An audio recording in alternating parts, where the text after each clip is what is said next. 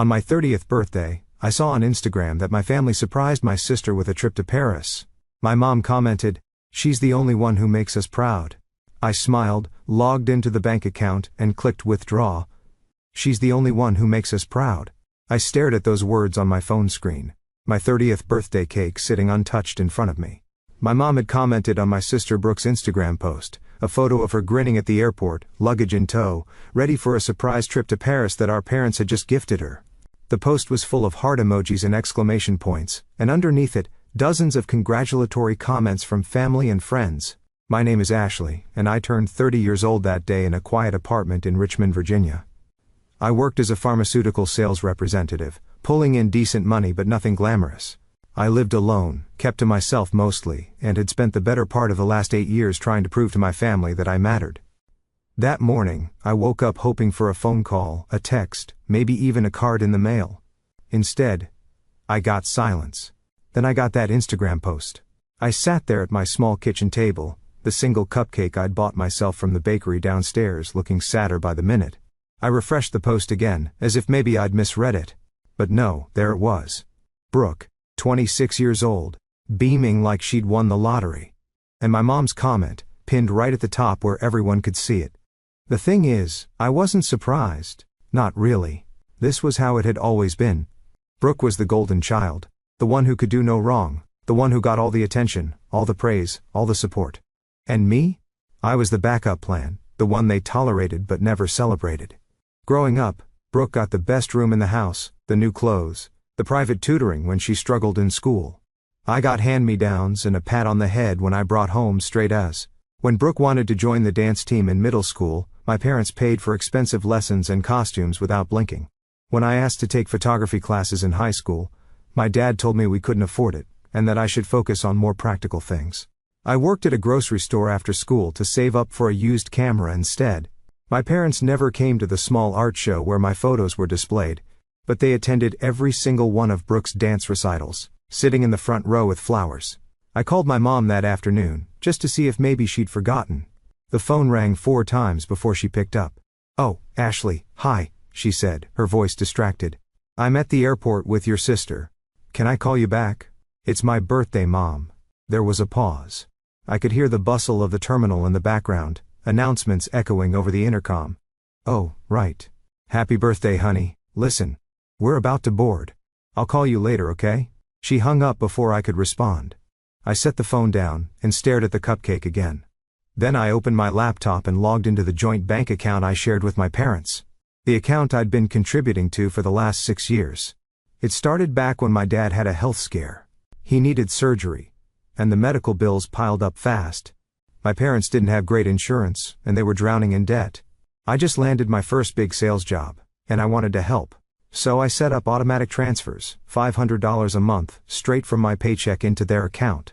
It wasn't much, but over the years it added up. I figured it was the least I could do. They were my parents after all. Except they never mentioned it. Not once. They never thanked me, never acknowledged the help.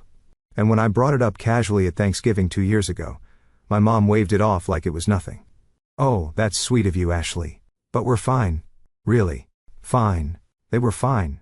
And yet here they were, dropping what I could only assume was several $1,000s on a spontaneous trip to Paris for Brooke. I did the math in my head. 6 years. $500 a month. That was $36,000. $36,000 I'd given them, thinking I was helping, thinking maybe it would mean something. I clicked through the account history, my stomach twisting with every entry. There were the usual expenses, groceries, utilities, car payments. But then, I saw it. A charge for $4,000 labeled travel agency. Another for $1,500 labeled boutique shopping. And just last month, a $10,000 deposit into Brooke's personal account with the memo, gift. They'd been using my money, not for bills, not for emergencies, for Brooke. I sat back in my chair, my hands shaking. I felt like an idiot. All those years, all that money. And they'd just been funneling it to my sister while I scraped by, living paycheck to paycheck, skipping vacations and new clothes because I wanted to make sure they were okay. I thought about all the times I'd said no to weekend trips with coworkers because I couldn't afford them. The time I'd eaten ramen for 2 weeks straight because my car needed repairs and I didn't want to dip into my emergency fund. The countless sacrifices I'd made. All while my parents were treating Brooke like royalty with my money. I looked at the cupcake again. Then I looked at the screen. And I made a decision. I clicked withdraw. It took me 3 days to move all the money. $36,000 transferred back into my personal account, and increments small enough not to trigger any alerts. I told myself I wasn't stealing. It was my money. I'd earned it. I'd given it freely, sure. But they'd lied to me. They'd taken advantage of me. So, I was taking it back. The guilt hit me in waves at first. I'd lie awake at night, staring at the ceiling, wondering if I was being petty, wondering if maybe I was overreacting. But then I'd remember my mom's comment on that Instagram post. She's the only one who makes us proud. And the guilt would evaporate, replaced by something harder, something colder. I didn't tell anyone what I'd done. Not my friends. Not my coworkers. I just kept going to work. Kept living my life. Kept pretending everything was normal. But inside I felt different. Lighter, maybe. Or maybe just angrier. Brooke called me from Paris on the 3rd day of her trip. I let it go to voicemail. She called again the next day, and the day after that. Finally, I answered. Ashley. Oh my God, you have to see this city. It's incredible. Mom and Dad are being so generous. We went to the Louvre yesterday. And tonight we're having dinner at this amazing restaurant near the Eiffel Tower. Sounds nice, I said flatly. Are you okay? You sound weird. I'm fine. Just busy. Well, I wanted to thank you. I know you've been helping Mom and Dad out. And I'm sure that's part of why they could do this for me. So, thank you. I almost laughed. Almost. Instead, I said, don't worry about it. You're the best big sister ever, she said. And I could hear the smile in her voice. I hung up and threw my phone across the room. The thing about Brooke is that she wasn't a bad person. She wasn't mean or malicious. She was just oblivious. Spoiled. Yes. But not intentionally cruel. She genuinely believed the world revolved around her, because that's how our parents had raised her. And I couldn't even blame her for that. It wasn't her fault they'd chosen her as the favorite. But it still hurt. I remembered when we were kids. Maybe 10 and 14. I'd saved up my allowance for 3 months to buy this vintage camera I'd been eyeing at a pawn shop. The day I finally had enough money, I came home excited to show my parents. But Brooke had just gotten a bad grade on a math test. And my parents were sitting with her at the kitchen table, consoling her, promising her a new tablet if she brought her grades up. That's great, Ashley, my mom had said when I showed her the camera, barely glancing up. Now go do your homework. I took the camera to my room and cried. Not because I wanted praise, but because I wanted them to care. Just a little bit. I spent the next week researching what to do with the money. I wasn't going to blow it on something stupid. I wanted to use it wisely in a way that would actually mean something. I thought about investing it. Maybe putting it toward a down payment on a house. But then I stumbled across an ad for a medical billing course. It was a 6-month program that would certify me to work in healthcare administration. Something I'd always been interested in, but never had the time or money to pursue. The program cost $8,000 up front. Before that would have felt impossible. Now, I had the means. I signed up that night. My parents didn't notice the missing money right away. Or if they did, they didn't say anything. But 2 weeks after I withdrew it, my dad called. Ashley, we need to talk. My heart sank. About what? The account. There's been some kind of error.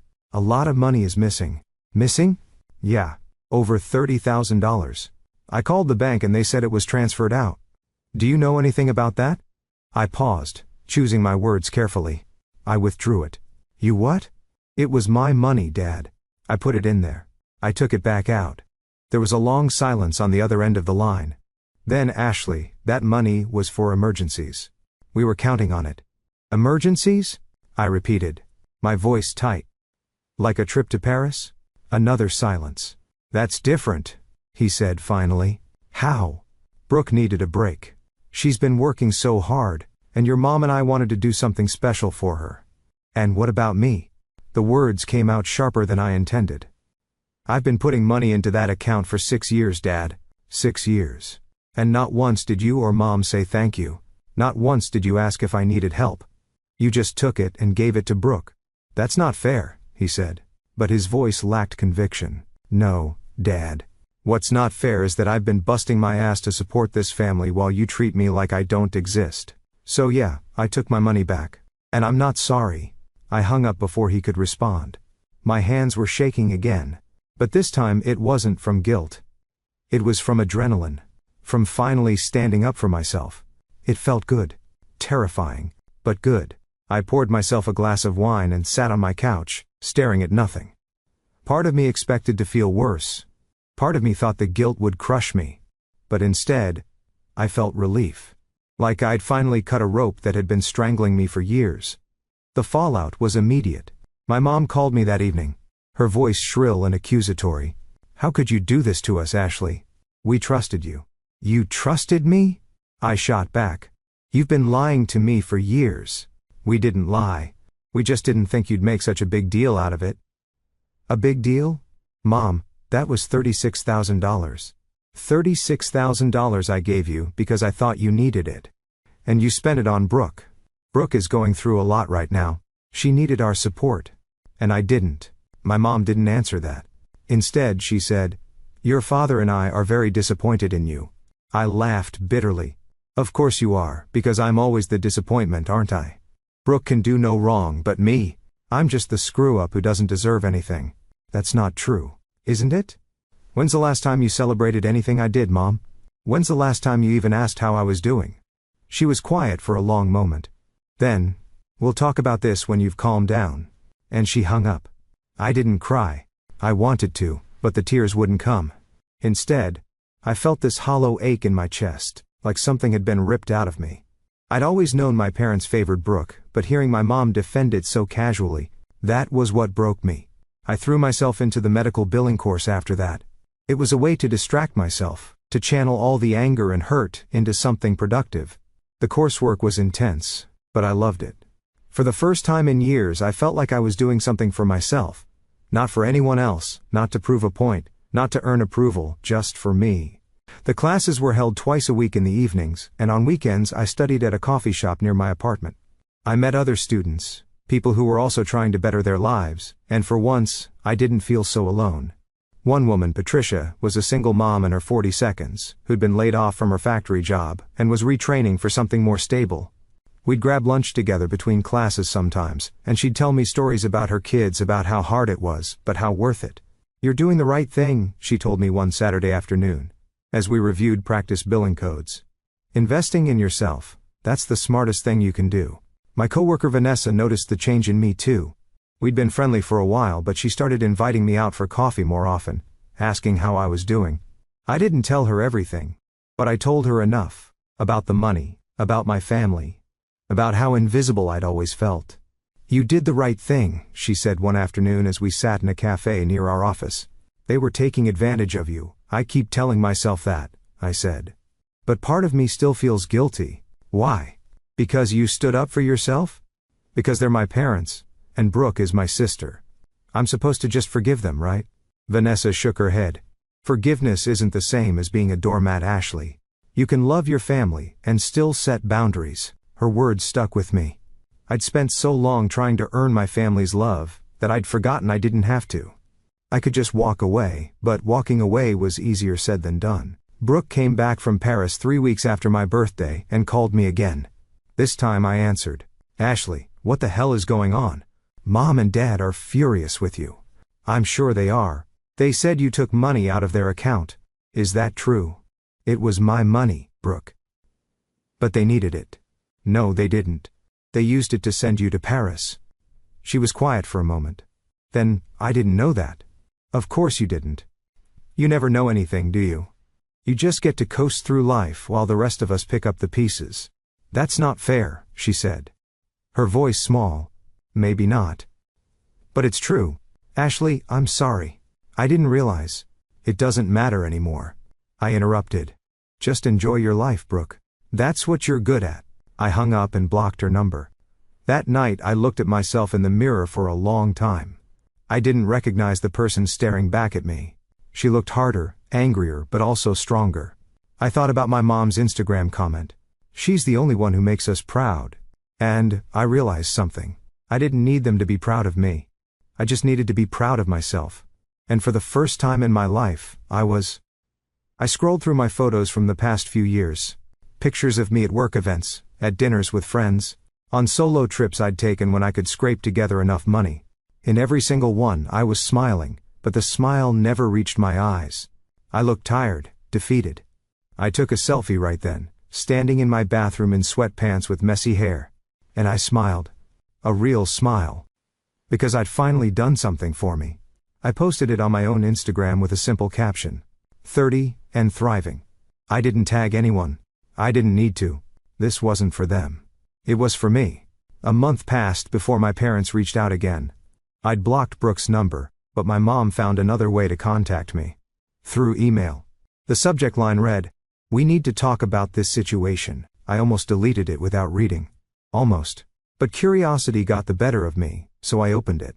"Ashley, your father and I have been discussing your recent behavior, and we think you owe us an explanation. Taking that money was extremely selfish, especially when you knew we had plans. Brooke has been very upset by all of this, and frankly so have we. We raised you better than this.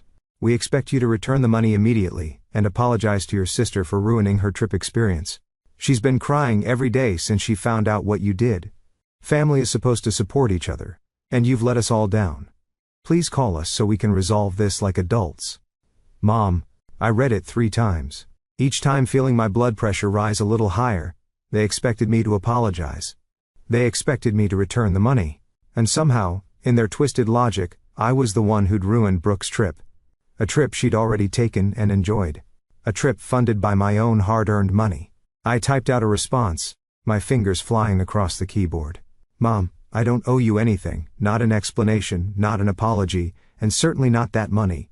I gave it to you in good faith, believing you needed it for medical bills and essential expenses. Instead, you used it to spoil Brooke while treating me like I didn't exist. I'm done being your backup bank account. I'm done being invisible. Don't contact me again unless you're ready to have an honest conversation about how you've treated me for the last 30 years, Ashley." I hit send before I could second-guess myself. The medical billing course was going well. I'd completed 2 months of the program and was excelling in all my classes. Patricia and I had become genuine friends, studying together most weekends and sharing stories about our lives. She was the first person I told about the full extent of what had happened with my family. "They said what?" she asked, her eyes wide with disbelief. We were sitting in the coffee shop, our textbooks spread across the table. "They want me to apologize and return the money. Are they insane?" Apparently. I took a sip of my coffee. My mom made it sound like I'd committed some terrible crime. Patricia shook her head. "You know what I think? I think they're panicking. They got used to having that cushion of money, and now it's gone. They're trying to guilt you into giving it back." "It's working a little," I admitted. "I keep thinking about Brooke crying. Brooke's a grown woman. If she's crying, it's because she finally had to face reality." I wanted to believe that. I really did. But there was still a part of me that felt guilty. That part that had been trained since childhood to put everyone else first. To smooth things over. To make sure everyone was happy. Everyone except me. My phone buzzed. It was an unknown number. But I recognized the area code. Virginia. Against my better judgment, I answered. "Hello? Ashley, it's Dad." I should have hung up. I should have blocked the number immediately. But something in his voice stopped me. "What do you want?" "I want to talk. Really talk. Not argue. Not fight. Just talk." I hesitated. "I'm listening. Your mom's email was out of line." I told her that. "But Ashley, you have to understand where we're coming from. That money, we had plans for it. Plans that didn't include me." He sighed. "It's not that simple." "Actually, Dad, it is. You took my money and gave it to Brooke. You let Mom post that comment on Instagram saying Brooke was the only one who made you proud. You forgot my birthday. It really is that simple. We didn't forget your birthday. Your mom was just distracted with getting Brooke to the airport." "That's worse, Dad. That's so much worse. You chose to prioritize Brooke over me. Again. Like you always do. Brooke needs more support. She's not as stable as you are." There it was. The excuse I'd heard 1,000 times growing up. Brooke needs more. Brooke's struggling. Brooke deserves special treatment. And me. I was just supposed to be stable. Solid. The one who never needed anything. "I'm not doing this anymore," I said quietly. I'm not going to keep setting myself on fire to keep everyone else warm. Ashley. No, Dad. I'm done. I took my money back, and I'm using it to better my life. If you can't be happy for me, then we don't have anything else to talk about. I hung up and immediately blocked the number. My hands were shaking, but I felt a strange sense of calm wash over me. Every time I stood up to them, it got a little easier. The guilt was still there, but it was quieter now. Easier to ignore. Vanessa noticed my mood at work and pulled me aside during our lunch break. You okay? You seem tense. My dad called. Oh no. What happened? I told her about the conversation, about his excuse that Brooke needed more support, about how I'd finally had enough. Vanessa listened without interrupting, then said, You know what I think? I think you're grieving. Grieving? Yeah. You're grieving the family you thought you had, or the family you wanted to have. And that's okay. It's normal. But you can't let that grief pull you back into their dysfunction. She was right. I was grieving. I was mourning the relationship I'd never have with my parents, the sisterhood Brooke and I would never share. But more than that, I was grieving the version of myself who'd spent so many years trying to earn love that should have been freely given. That weekend, I was studying at the coffee shop when my phone buzzed with a text from another unknown number. This time, it was Brooke. Ashley. Please talk to me.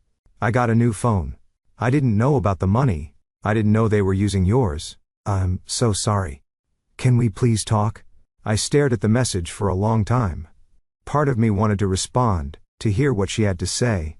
But another part of me, the stronger part, knew it wouldn't change anything. I typed back, Brooke, I need space. I'm not ready to talk yet. Maybe someday. But not now. She responded immediately. I understand. I'm here when you're ready. I love you. I didn't reply. 3 months into my medical billing course, something unexpected happened. My instructor, a woman named Diane who'd worked in healthcare administration for 20 years, pulled me aside after class. Ashley, I wanted to talk to you about your work. You're one of the top students in the program. Thank you. I said, surprised. I'm serious. Your attention to detail is exceptional. And you have a real knack for this. Have you thought about what you want to do after you finish the program? I was hoping to find a position at a hospital or clinic. Something stable. Diane smiled. I have a friend who works at Virginia Commonwealth University Health System. They're looking for someone to join their billing department. It's a senior position, and the pay is excellent. I'd like to recommend you. My heart skipped. Really? Really? I'll send you the details. You'd have to interview, of course, but I think you'd be perfect for it. I walked out of class that day feeling lighter than I had in months. This was it. This was the opportunity I'd been working toward, and I'd done it all on my own without my family's support or approval. When I got home, I found an envelope slipped under my door, no return address, but I recognized the handwriting immediately. My mom's. I opened it with shaking hands. Inside was a birthday card, 3 months late, and a check for $500. The card read, We're sorry we missed your birthday. We hope this makes up for it. Love, Mom and Dad. $500. A fraction of what I'd given them over the years. And they thought this would fix things. I tore up the check and threw it in the trash. The interview at Virginia Commonwealth University Health System was scheduled for the following Tuesday. I spent the entire weekend preparing, reviewing my coursework, practicing answers to common interview questions. Vanessa helped me pick out a professional outfit, a navy blazer and slacks that made me look capable and confident. The morning of the interview, I woke up with butterflies in my stomach. This was the biggest opportunity I'd had in years, and I wasn't going to let my family drama ruin it for me. The interview went better than I could have imagined. The hiring manager, a woman named Caroline, was impressed with my background in pharmaceutical sales, and my dedication to completing the medical billing program while working full-time. We need someone who's organized, detail-oriented, and can handle high-pressure situations, Caroline said. From what Diane told me and what I'm seeing here, you fit that description perfectly. Thank you. I'm really excited about this opportunity. The position comes with full benefits, and the starting salary is $75,000 a year. Does that work for you? I nearly fell out of my chair. $75,000. That was almost double what I was making in pharmaceutical sales. That works perfectly, I managed to say. Great. I'll be in touch by the end of the week with our decision. I walked out of the hospital feeling like I was floating. This was really happening. My life was actually turning around. When I got back to my car, I had 6 missed calls from my mom, and 3 from my dad. I ignored them all. That evening, Vanessa invited me out for drinks to celebrate. We went to a wine bar downtown, and I told her about the interview, about the salary, about how surreal everything felt. "You deserve this," she said, raising her glass. "After everything you've been through, you deserve something good." "I keep waiting for the other shoe to drop," I admitted. "Like something's going to go wrong."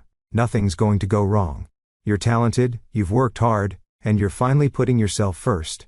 That's not selfish. That's survival." We talked for hours, and for the first time in months, I felt genuinely happy. Not just relieved or vindicated, but actually happy. When I got home that night, there was another email from my mom. This one had the subject line, "Emergency." My stomach dropped. Despite everything, they were still my parents. If something was really wrong, I needed to know. I opened the email. "Ashley, we need to talk immediately. Your father lost his job last week and we're in serious financial trouble. We need that money back. This isn't a request. This is a genuine emergency. We could lose the house. Please call us as soon as you get this. Mom." I read it twice. My happiness from the evening draining away. My dad had lost his job. They might lose the house. And somehow, this was my responsibility. Except it wasn't. I'd given them $36,000 over 6 years.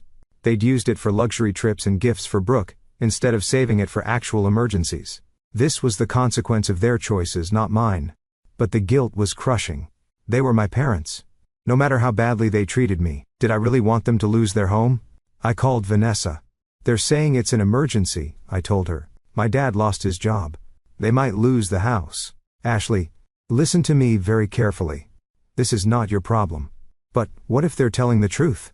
What if they really are in trouble? Then they need to figure it out like adults. They can downsize.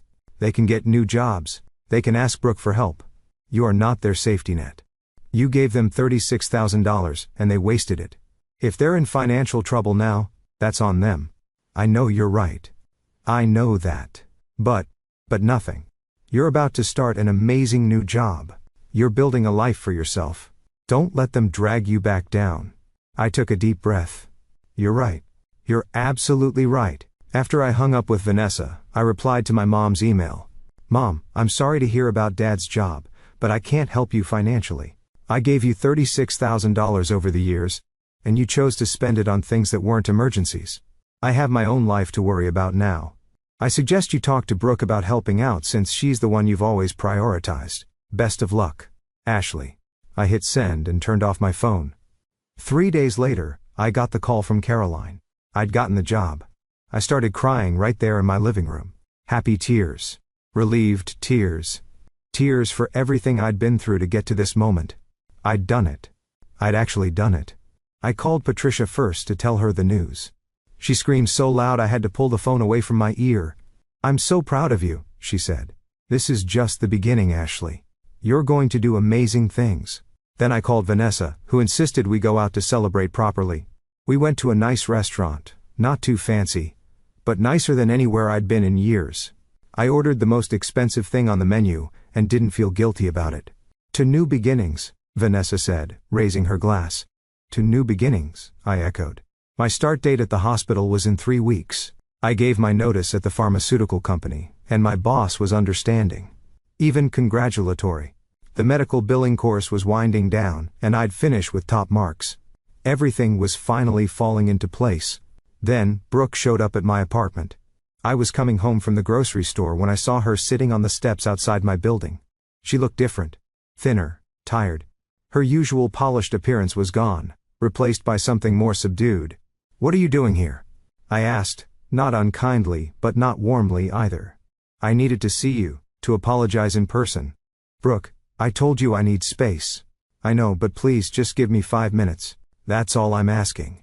I hesitated, then unlocked the door. 5 minutes. We went up to my apartment, and I set the groceries on the counter. Brooke stood awkwardly in my living room, looking around like she'd never been there before. She hadn't. I'd never invited her. "Ashley, I didn't know." She started. "I swear I didn't know they were using your money. When I found out I confronted them, we had a huge fight. And they told me you were being dramatic. That you'd given them the money freely, and now you were trying to hold it over their heads. But I know that's not true. I went through their bank statements. I saw everything. I crossed my arms. So, what do you want?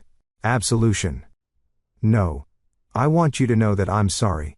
I'm sorry for being oblivious, for taking everything for granted, for not realizing how badly they were treating you. You're my sister, and I should have noticed. Her voice cracked on the last word, and I saw tears forming in her eyes. Brooke, you were just being who they taught you to be. I don't blame you for that. But, I should have been better. I should have paid attention. I should have stood up for you. I softened a little. Yeah, you should have. I told them I'm not taking any more money from them until they apologize to you. And, I meant it. That surprised me. You did? I did. And they're furious with me now, too. Apparently, I'm being ungrateful. Despite everything, I felt a small flicker of sympathy for her. Welcome to my world. I don't know how you dealt with this for so long. I didn't have a choice. Brooke wiped her eyes. I'm moving out of their house. I got my own apartment. And I'm going back to school to finish my degree. I'm not going to be their perfect little princess anymore. Good for you, I said. And I meant it. Do you think we could ever be real sisters? Not just by blood, but actually be there for each other? I thought about it. Maybe. Someday. But it's going to take time, Brooke. A lot of time. I understand. I'll wait as long as it takes. After she left, I sat on my couch and thought about what she'd said. She was trying. She was actually trying. It didn't erase the past, but it was something. My phone buzzed with another email from my mom.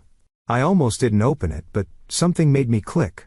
Ashley, I don't know what you said to Brooke, but she's refusing to help us. You've turned her against us. You're tearing this family apart. I hope you're happy, Mom. I deleted the email without responding. I was happy. And that was what terrified them the most. The next 2 weeks passed in a blur. I finished the medical billing course at the top of my class, received my certification, and prepared for my new job at the hospital. Patricia threw me a small celebration at her house, inviting a few of our classmates. It was simple. Just pizza and cake. But it felt more genuine than any family gathering I'd ever attended. Speech. Someone called out. And everyone laughed. I stood up, feeling awkward but grateful. I just want to say thank you. 6 months ago I was in a really dark place. I felt invisible and unappreciated. But this course, and all of you, helped me remember that I'm worth something. So thank you for being there for me. Everyone clapped, and Patricia pulled me into a hug. You're going to kill it at that hospital, she whispered. The day before I started my new job, I decided to do something I'd been putting off. I went through all my social media and unfollowed my parents. I didn't block them, but I didn't want to see their posts anymore. I was done letting their lives affect mine. As I was scrolling through, I noticed something odd. My mom had posted a status update 2 days earlier. Sometimes your children disappoint you in ways you never imagined. We raised Ashley to be better than this, but she's chosen selfishness over family, praying for her to see the light. The post had dozens of comments, mostly from relatives and family friends I barely knew.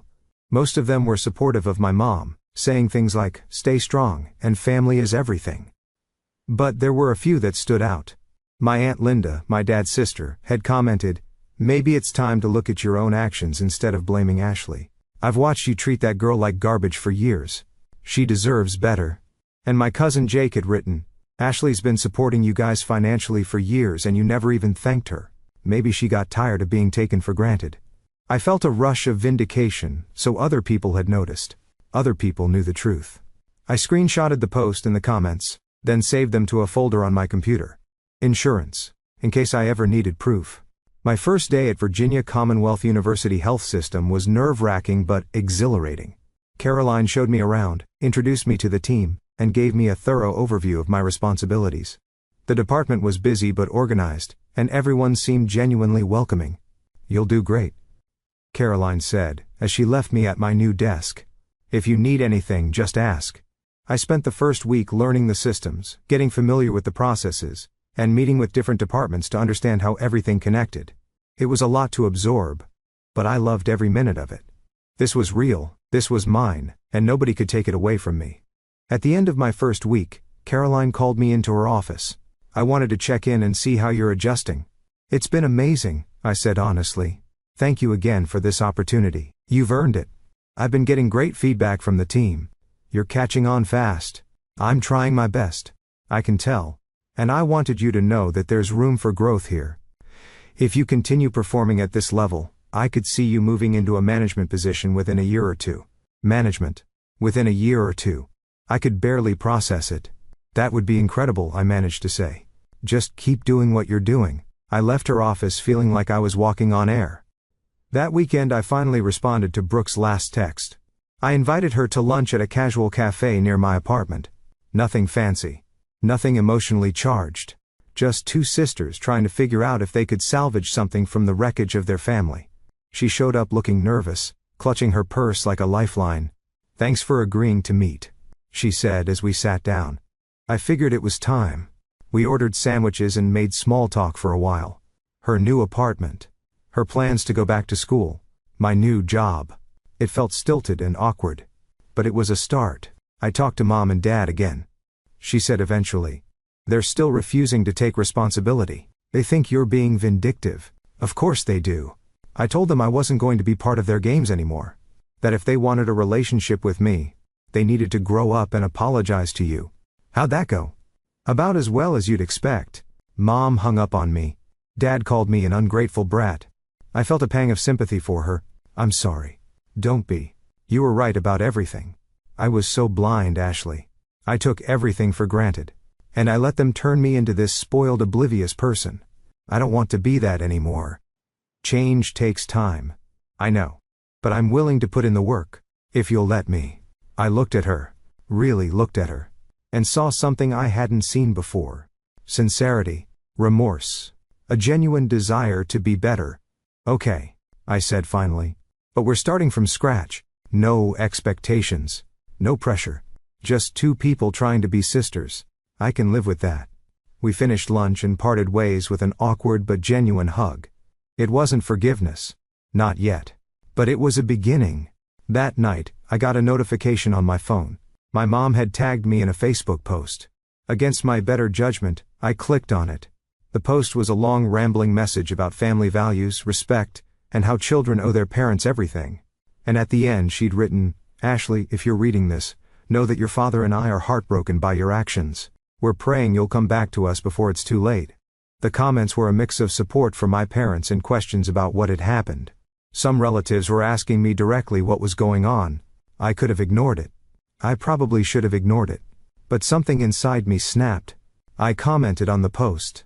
"Mom, I gave you $36,000 over 6 years to help with medical bills and expenses.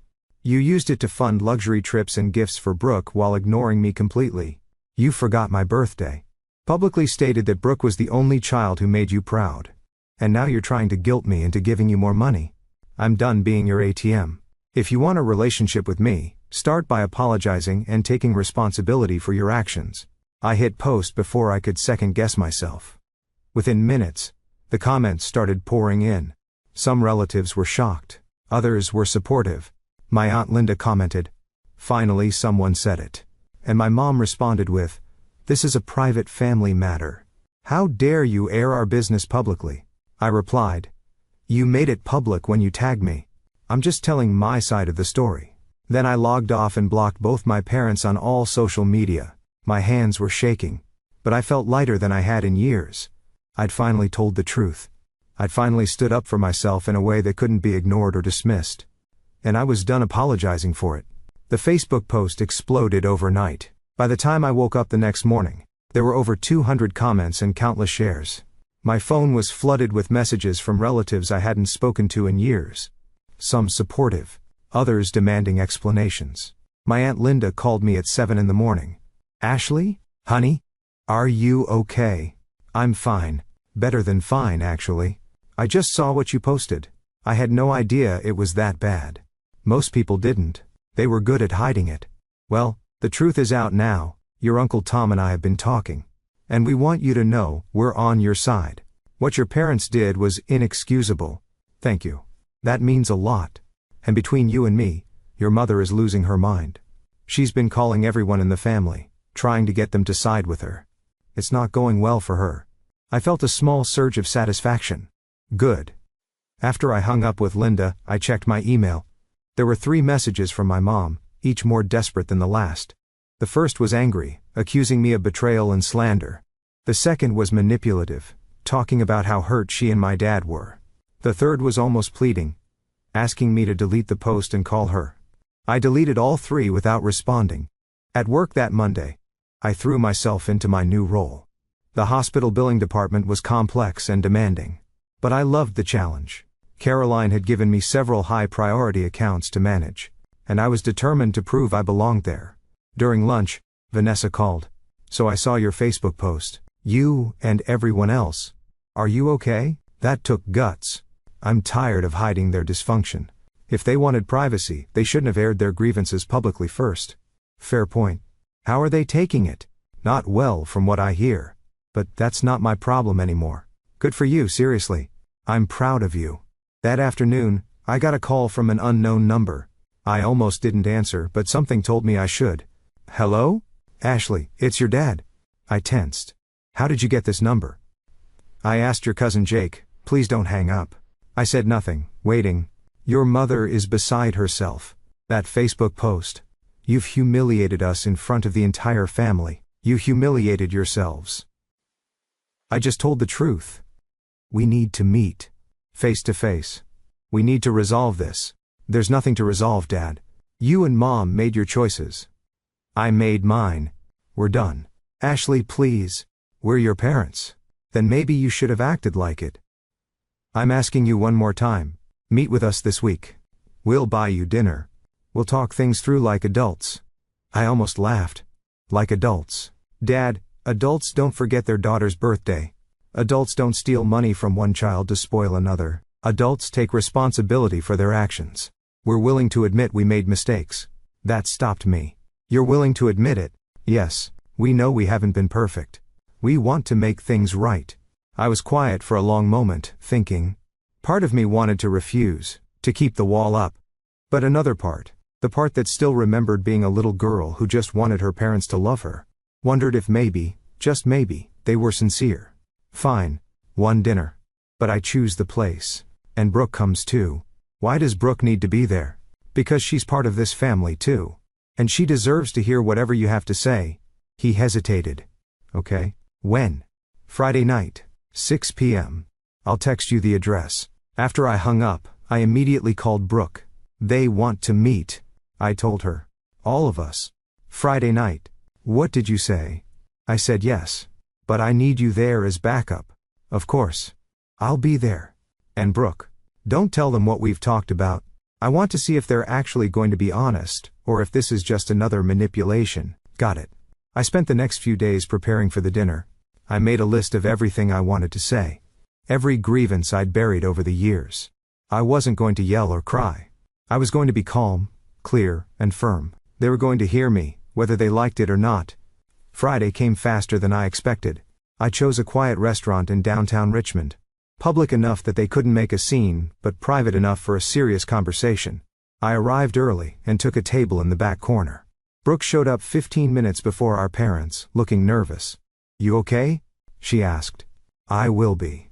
At exactly 6 p.m., my parents walked in. My mom looked older than I remembered.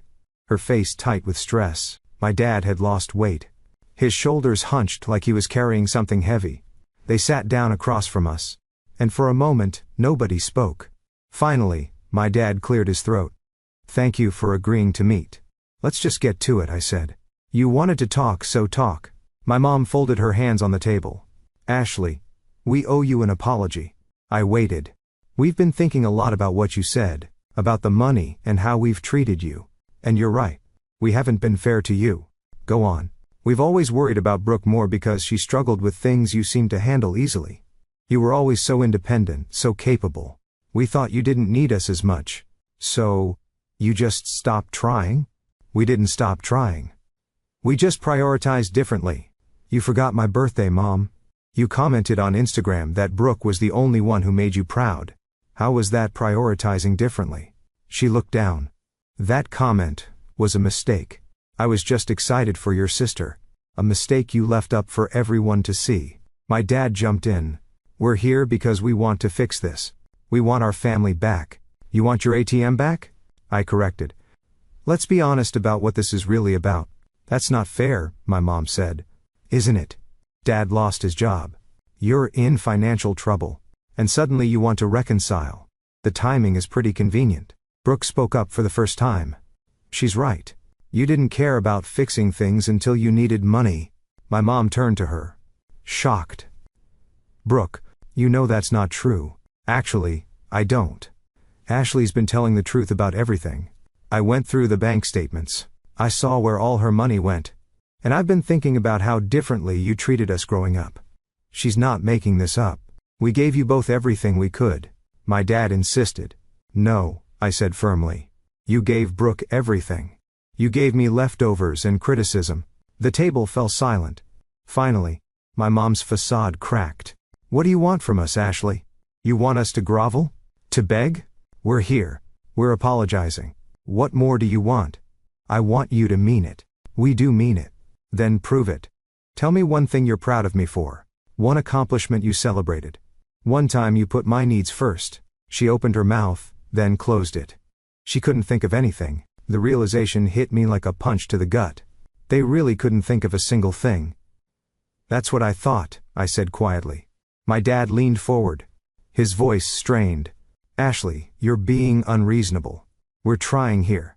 No, you're trying to manipulate me into feeling guilty, so I'll give you more money. There's a difference. That's not what this is about, my mom protested. Then what is it about? Because from where I'm sitting, this looks like a last-ditch effort to get back into my good graces so you can use me again. Brooke reached over and squeezed my hand under the table. The gesture gave me strength. Let me make something very clear, I continued. I'm not giving you any more money. Not now, not ever.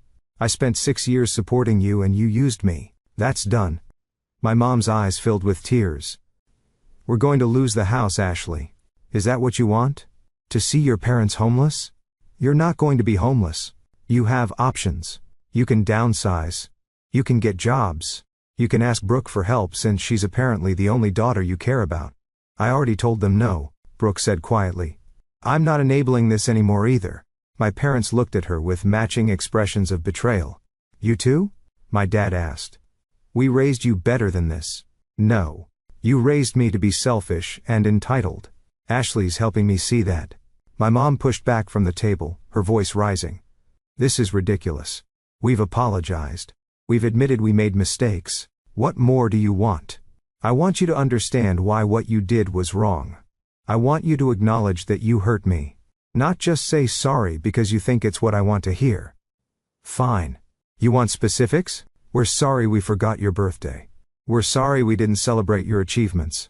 We're sorry we used your money. Is that what you wanted to hear? Say it like you mean it. My mom's face hardened. I've said all I'm going to say. If that's not good enough for you, then I guess we're done here. She stood up, grabbing her purse. My dad looked between us, conflicted. Are you coming? She asked him. He stood slowly. Ashley, I hope you reconsider. Family is important. Family is important. I agreed. That's why I'm not letting you abuse me anymore. They left without another word. Brooke and I sat there in silence for a moment. Well, that went about as well as expected. She finally said, Yeah. Are you okay? I am actually. I gave them a chance. They blew it. That's on them. We ordered dinner and spent the next hour talking about everything except our parents. Brooke told me about her new apartment, about the classes she was planning to take. I told her about work, about my plans for the future. For the first time in our lives, we were just two sisters having dinner. No competition, no favoritism, no drama. Just us. When we left the restaurant, Brooke hugged me tight. Thank you for giving me another chance, she said. Thank you for showing up. Over the next few weeks, things settled into a new normal. I excelled at my job, impressing Caroline and the rest of the team with my work ethic and attention to detail. The hospital environment suited me. And I found genuine satisfaction in knowing my work helped people, even if indirectly. My parents tried reaching out a few more times. Emails, voicemails, even a letter sent to my apartment. Each message was the same. Apologetic on the surface, but manipulative underneath.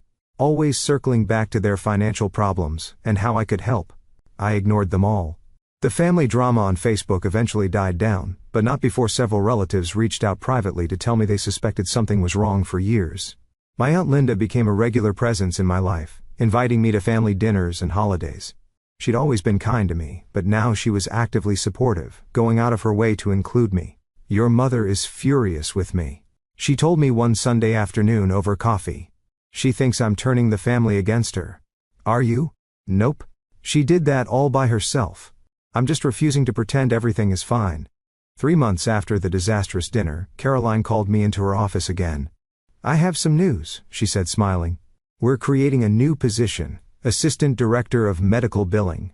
I'd like to offer it to you. My jaw dropped. Already? You've proven yourself, Ashley. You're organized, efficient, and the team respects you. The position comes with a significant raise and more responsibilities. What do you say? Yes. Absolutely yes. Great. We'll make it official next week. I left her office in a daze. Assistant Director, 6 months ago I'd been crying over a birthday cupcake, feeling worthless and invisible. Now I was being promoted to a leadership position at a major hospital. I called Vanessa immediately to tell her the news. Are you kidding me? That's amazing. I can't believe it's happening. I can. You've worked incredibly hard. You deserve this. That weekend, Patricia threw me an impromptu celebration at her house. It was small, just her kids, Vanessa and Brooke. But it meant everything to me. These people had seen me at my lowest and supported me as I rebuilt my life. To Ashley, Patricia said, raising her glass of soda. The strongest person I know. Everyone echoed the toast, and I felt tears prick my eyes. Thank you. I said, all of you, for believing in me when I didn't believe in myself. Later that night, as I was driving home, my phone rang. It was my dad. I almost didn't answer, but something made me pick up. Hello? Ashley, it's Dad. Please don't hang up. What do you want? I wanted to tell you that I got a new job. It doesn't pay as much as the old one, but it's something. And your mom is working part-time at a retail store. Good for you. We're going to be okay. We're figuring it out. I waited for the ask, for the manipulation, but it didn't come. I also wanted to say I'm sorry, really sorry. Not because I want something from you, but because you deserve to hear it. We were wrong. We treated you terribly, and there's no excuse for that. I pulled over, my hands shaking. Your mother isn't ready to admit it yet, but I am. You were right about everything. We took you for granted. We played favorites. We used you. And I'm sorry. Tears streamed down my face. This was what I'd wanted to hear for 30 years. Thank you. I managed to say, I don't expect you to forgive me. I don't even expect you to want a relationship with me. I just needed you to know that I see what we did. And I'm ashamed of it. We talked for another 20 minutes. He didn't ask for money. Didn't try to guilt me into anything. He just talked. And I listened. And for the first time in my life, I felt like my dad actually saw me. When we hung up, I sat in my car for a long time, processing. It wasn't forgiveness, not yet. But it was a start. The following months brought changes I never could have imagined. My new role as assistant director kept me busy but fulfilled. I implemented new systems that streamlined the billing process, saving the hospital thousands of dollars and improving patient satisfaction. Caroline praised my work in department meetings, and other directors started seeking my input on their own processes. Brooke and I grew closer, meeting for dinner once a week and texting regularly. She'd enrolled in community college, and was working toward a business degree. She'd also started seeing a therapist to work through the family dynamics that had shaped her. My therapist says I was conditioned to see myself as superior, she told me one evening. And that recognizing that is the first step to changing. How's that going? It's hard. Really hard. I keep catching myself expecting special treatment, and then I have to remind myself that's not normal. The fact that you're trying means something. My relationship with my dad slowly improved. We talked on the phone every few weeks, brief conversations where he'd update me on his job and ask about mine. My mom still hadn't apologized, and I'd accepted that she probably never would. Some people aren't capable of that kind of self-reflection. 6 months into my new position, I attended a healthcare administration conference in Washington, where I networked with professionals from across the country. During a session on billing innovations, I met a woman named Grace, who ran a consulting firm that helped hospitals optimize their billing departments. You have some really interesting ideas, she said after my presentation. Have you ever thought about consulting? Not really. I'm happy where I am. Well, if you ever change your mind, here's my card. We're always looking for talented people. I pocketed the card, not thinking much of it at the time. That Christmas, I spent the holiday with Aunt Linda's family. It was the first Christmas in years where I felt genuinely welcomed and valued. Brooke came too, and we exchanged gifts and laughed and ate too much food. My parents called on Christmas morning. My dad wished me a Merry Christmas, and I could hear my mom in the background, though she didn't get on the phone. "How's your day going?" he asked. "It's good. Really good." "I'm glad. You deserve it." After we hung up, I didn't feel sad or angry. I just felt at peace. The new year brought more opportunities. Caroline approached me about pursuing a master's degree in healthcare administration, with the hospital willing to pay for most of it. I enrolled in an online program, excited about the chance to further my education. Vanessa got engaged to her long-term boyfriend, and she asked me to be a bridesmaid. Patricia's daughter graduated from high school and decided to pursue nursing, inspired by the stories her mom and I had shared about healthcare work. My life was full in ways I never thought possible. One Saturday afternoon in March, I was cleaning my apartment when I found the old birthday card my parents had sent, the one with the $500 check I'd torn up. I'd kept the pieces in a drawer, though I wasn't sure why. I looked at them for a long moment, then threw them in the trash. I didn't need their money. I didn't need their approval. I had built a life I was proud of, surrounded by people who actually valued me. That evening, I got a message from Brooke. "Just wanted to say I'm proud of you, for everything." I smiled and typed back, "Proud of you too." A few days later, my mom finally broke her silence. She sent an email with no subject line.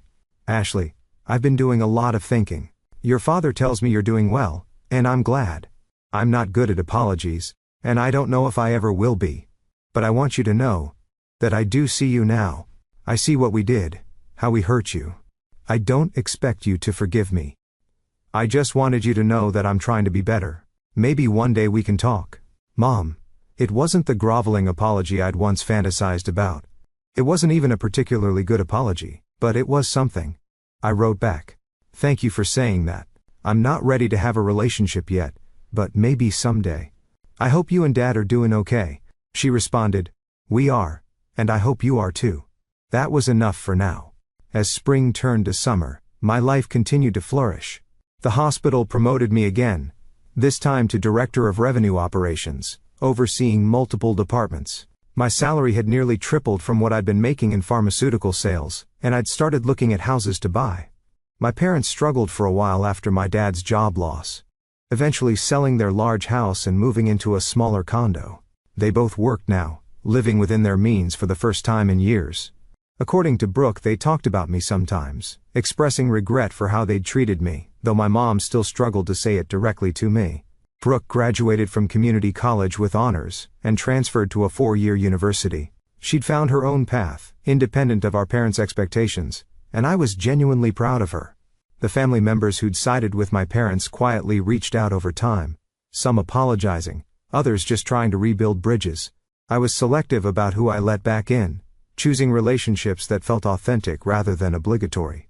Aunt Linda remained a constant presence, and through her I connected with other relatives who'd always been kind but distant. I discovered cousins who'd had similar experiences with family favoritism, and we bonded over shared stories. 1 year after that fateful birthday, I celebrated turning 31 with a party at my new townhouse.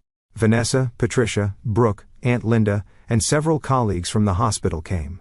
We ate good food, drank wine, and I felt genuinely celebrated for the first time in my life.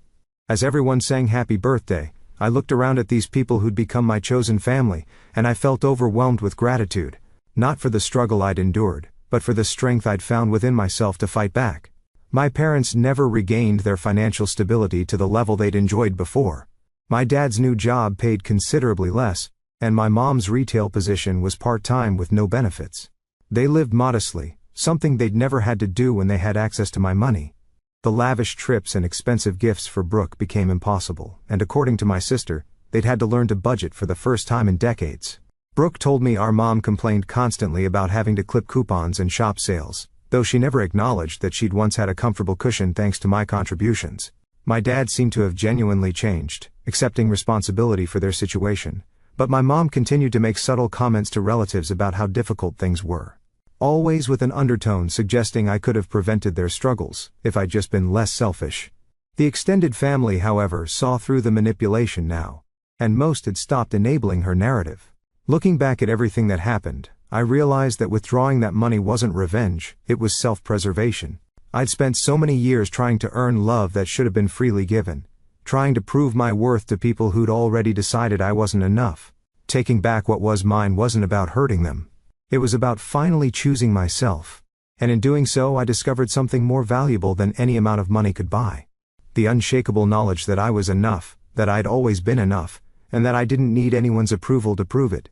Sometimes the best revenge isn't revenge at all. It's simply living well, and refusing to let anyone dim your light ever again.